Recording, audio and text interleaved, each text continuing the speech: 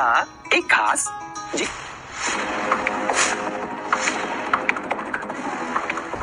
काय सांग, तुमच्या नावाचा घास पुढे केला तर मी खाणार नाही का? एक खास जीवाचा. Yes, very good. हरवली धुक्यात तेव्हा, हरवली धुक्यात तेव्हा कसे भेटलो आपण सांग. नात्याच्या खडकोड्यांचा कुणा कधी लागेल हात कुणाचा येईल हाती नाही कुठला नेम. लग्नानंतर होईलच प्रेम, लग्नानंतर होईलच प्रेम, लग्नानंतर होईलच प्रेम.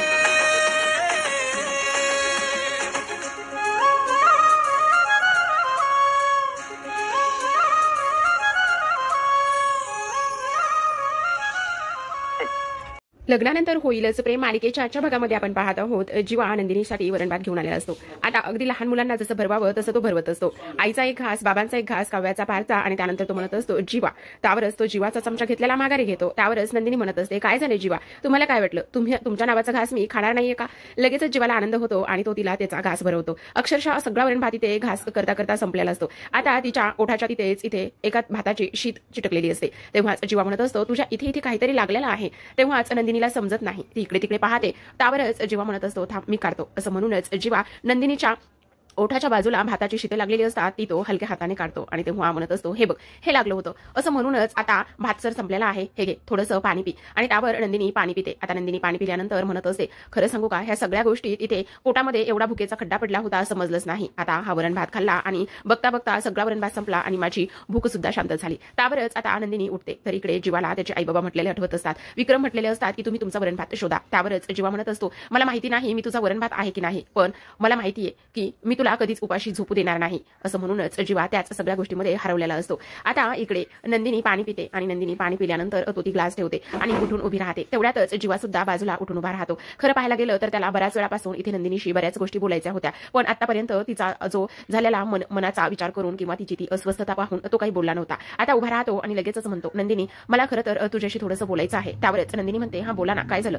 खरं सांगू का, तर 24 तासामध्ये असं तू काय करणार आहेस? 24 तासामध्ये असा कुठला पुरावा तू आणणार आहेस? असं म्हणता क्षणी नंदिनी आता त्या विचारामध्ये हरवलेली असते. नंदिनीकडे आता काय पुरावा आहे, त्याचबरोबर ती हे सगळं जीवाला सांगेल का, हे पाहणं खूपच रंजक असतं. इकडे आता स्वयंपाक झालेला असतो. सगळेजण जेवायला बसलेली असतात आणि एक ताट इथे जेवणाचं वाढून घेतलेलं असतं. आता जेवणाचं ताट वाढून घेतल्यानंतर एकाच ताटामध्ये वाढलेलं असतं. आता लगेचच इकडे दुसऱ्या बाजूला पार्थ थोडासा अस्वस्थ वाटतो. काव्या त्याला विचारते देशमुख काय झालंय?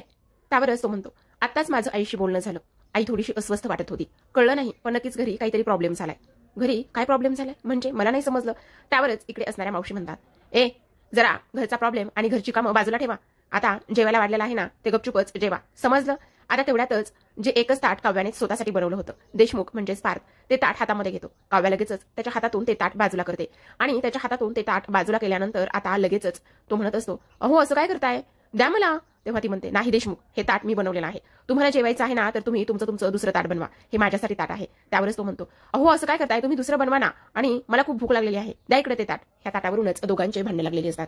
लगेचच मावशी म्हणतात ए गप्प बसा, काय ते मांजरा मांजरीसारखं फिस करताय एकमेकावरती, एका ताटावरून फिस करताय का?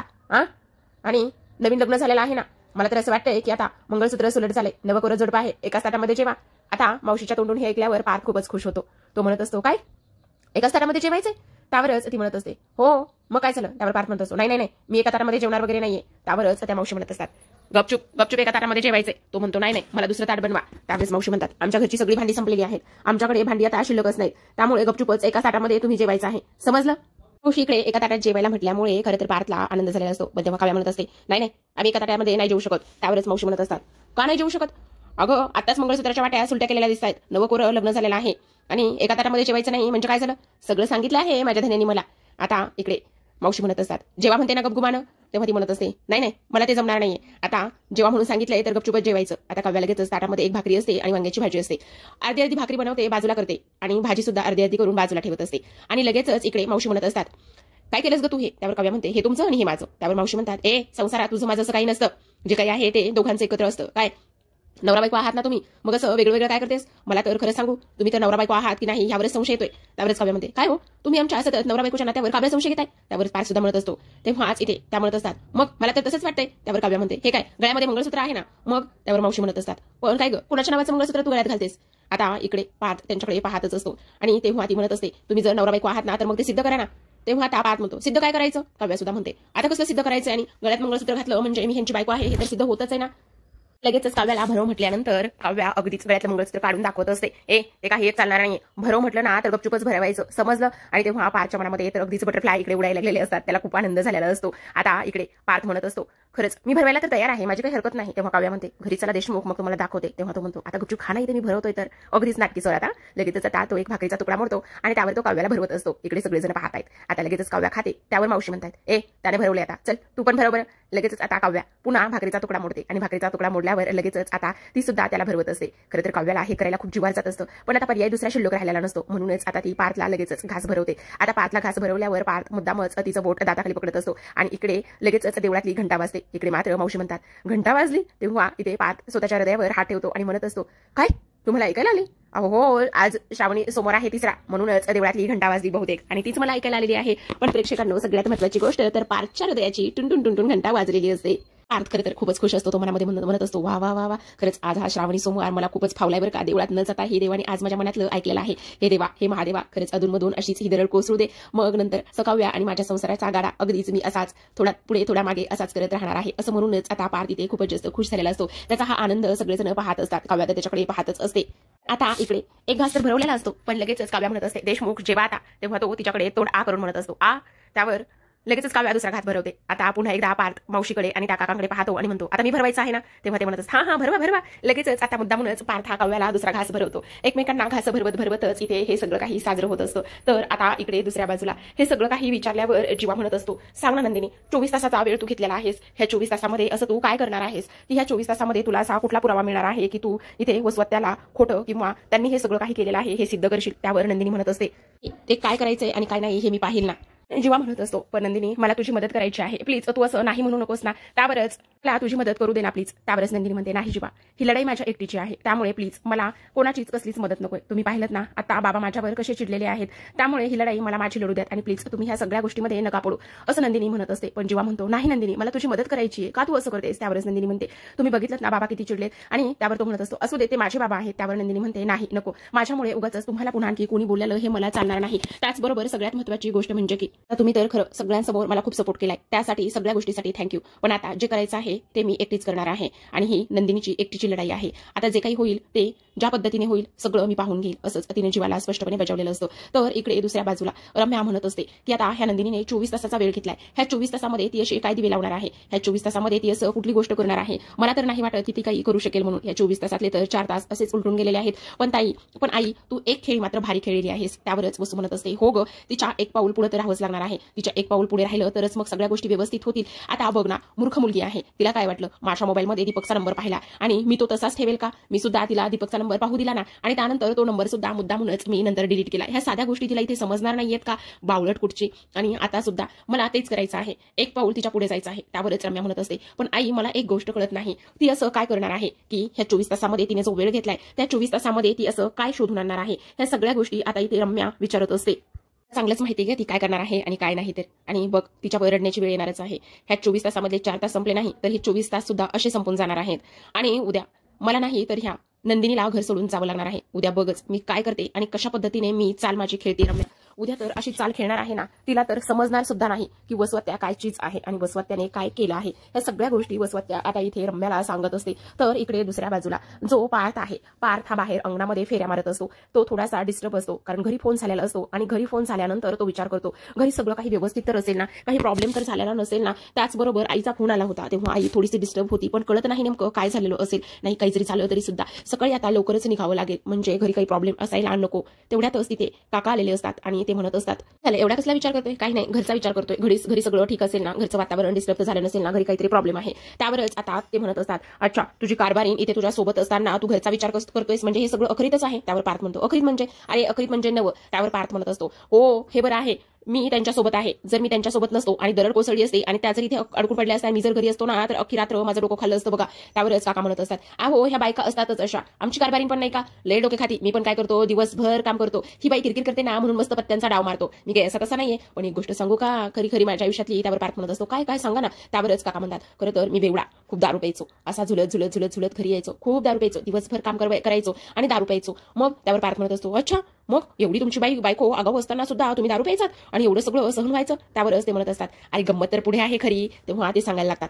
विचारत असतो, पण खरं सांगू का, तुम्ही त्यांच्याकडे पाहून त्या एवढ्या आगाऊ वाटतात, त्याचसोबतच इथे तरी सुद्धा तुम्ही का गप्प बसताय. त्यावरच ते काका म्हणत असतात, अहो मी दिसायला असं आहे पण माझ्या अंगामध्ये खूप जास्त मस्ती आहे. त्यावरच पार्थ म्हणत असतो, काय सांगता, कसली मस्ती. अहो मी सांगितलं ना, मी दिवसभर कमवतो आणि जुगारात घालतो आणि तसंच झालेलं आहे. एक दिवस तर काय झालं तुम्हाला गोष्ट सांगू का, एक दिवस मी प्यायलो, खूप जास्त प्यायलो आणि पिऊन आलो. आता हिला तर माझी मस्ती चिरवायची होती. मग माझ्या कारभारणीनं काय केलं, बसली ना सोबत सुद्धा दारूची बाटली घेऊन, हे अशी उघडली आणि लागली म्हणायला, चला आता आपण दोघे सुद्धा पिऊ. काय पार्थ म्हणाला, काय हो तुम्हाला सांगतो खरं. आणि तेव्हापासूनच मी ठरवलं की आतापासून ह्या दारूला अजिबात हात लावणार नाही. काही जरी झालं तरी सुद्धा दारू मी अजिबातच अपनेणार नाही. तुम्हाला एक गोष्ट सांगू का, संसार म्हणजे नेमकं काय असतं म्हणतो. पण खरं सांगू का, ताईनी ना दारू सोडवण्यासाठी फारच छान शक्कल लढवलेली आहे आणि ही शक्कल लढवल्यामुळेच बहुतेक तुमची दारू सुटलेली आहे. पण मला एक गोष्ट सांगा, पत्त्यासाठी काय केलं ते सांगाल का जरा.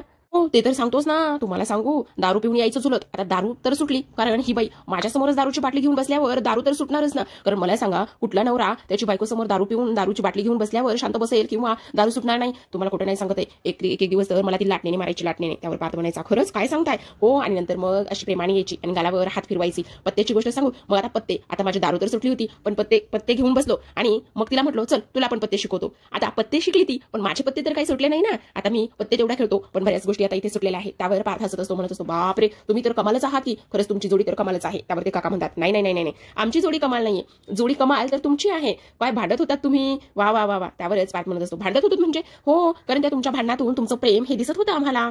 तेव्हा तुम्ही तिच्या पुढ्यातलं ताट घेतलं ना, तेव्हा अशी रागाने बघत होती तुमची ती बायको, बाबा. पण शेवटी काय अहो. तेव्हा पार्थ म्हणत असतो, अहो ते आमचं ना फिसकारलेलं मांजर आहे, ते असं फिसकारतं माझ्यावर कधी. तेव्हाच काका म्हणत असतात, अहो हे फिसकारण्यातून तर प्रेम वाढत असतं की नाही. खरं सांगू, जे फिसकारणारं मांजर आहे ना, ते फिसकारतं पण आपल्यावर कधी नख मारत नाही.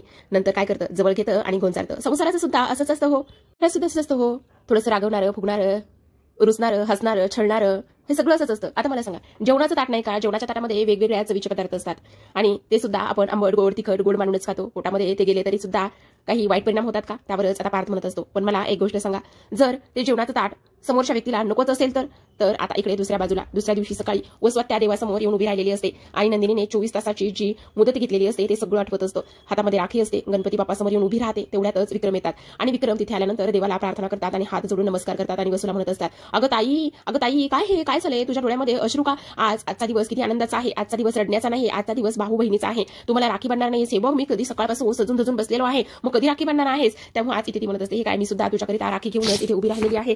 पण तेव्हा विक्रम म्हणत असतो, अगं हो ते सगळं ठीक आहे, पण तू अशी डोळ्यामध्ये अश्रू का घेऊन आहेस आणि रडतेस का. आज रडण्याचा नाही तर आनंदाचा दिवस आहे. आता मानी इथे वसवत्या मनातच म्हणत असते, विक्रम आज मी राखी तुला अशा पद्धतीने बांधणार आहे की तू इथून पुढे माझीच रक्षा केली पाहिजेस ना, की त्या नंदिनीची रक्षा केली पाहिजेस. ह्या राखीच्या धाग्यामध्ये मी तुला असं काहीतरी गुंडाळणार आहे शब्दामध्ये की काही जरी झालं तरी सुद्धा इथून पुढे तू ह्या वसुताईचीच साथ दिली पाहिजे, ह्या वसूचीच रक्षा केली पाहिजे. नंदिनीला तू कुठेच तुझ्या इथे सून जरी असली तरी सुद्धा जागा नाही दिली पाहिजे, असं वसवत्या मनातच बोलत असते. त्यावरच आता विक्रम म्हणत असतात, काय झालंय वसुताई, बोल ना काय झालं, एवढी शांत तू का आहेस बरं.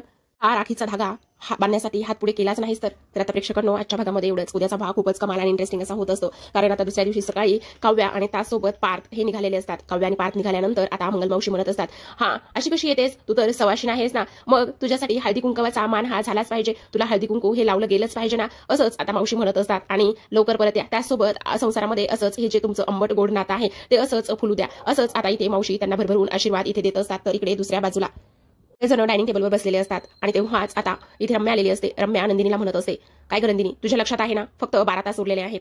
ह्या 12 तासामध्ये जर तू पुरावे सादर करू शकलेली नाहीस तर नंतर तुला काय करायचं आहे हे तुझ्या लक्षात असायला पाहिजे आणि तू ते चांगलंच लक्षात ठेव नंदिनी, समजलं. असं म्हणूनच रम्याने तिला ताकीद दिलेली असते. तर आता इकडे नंदिनी तिच्याकडे रागाने पाहत असते. त्याहूनही सगळ्यात महत्त्वाची गोष्ट म्हणजेच की आता इकडे मानिनीला सुद्धा रम्याचा थोडासा रागच आलेला असतो, पण शेवटी आता नंदिनी बोलून नाही तर करून दाखवते हे आपल्याला माहिती आहे. आता नंदिनी दीपकला भेटणार आहे हे वसवत्याला समजतं आणि त्यामुळेच वसवत्या धावतच आता जेलमध्ये जाते आणि जेलमध्ये जो दीपक असतो त्याला जाऊन ती भेटते आणि भेटल्यावर त्याला म्हणत असते, दीपक काही जरी झालं तरी सुद्धा मला तुझी मदत हवी आहे, मी जे सांगेल मी जे बोलेल तेच तुला करायचं आहे. असंच आता इथे वसवत्या इथे दीपकला म्हणत असते. तर प्रेक्षकांनो तुम्हाला काय वाटतं, वसवत्या आता इथे गेल्यावर दीपकला काय म्हटलेली असेल, किंवा दीपक हा इथे नंदिनीला मदत करायची सोडून वसवत्याच्या बाजूने बोलेल का नंदिनीच्या बाजूला बोलून वसवत्याची चांगलीच आता इथे सगळ्यांसमोर नाचक्की होईल. हे पाहणं खूपच इंटरेस्टिंग आणि रंजक असणार आहे. अशाच नवनवीन मालिकांचे अपडेट्स जाणून घ्यायचे असतील, पाहायचे असतील तर चॅनलला सबस्क्राईब करा. भेटूयात पुन्हा एका पुढील भागासोबत. तोपर्यंत पाहत रहा लग्नानंतर होईलच प्रेम.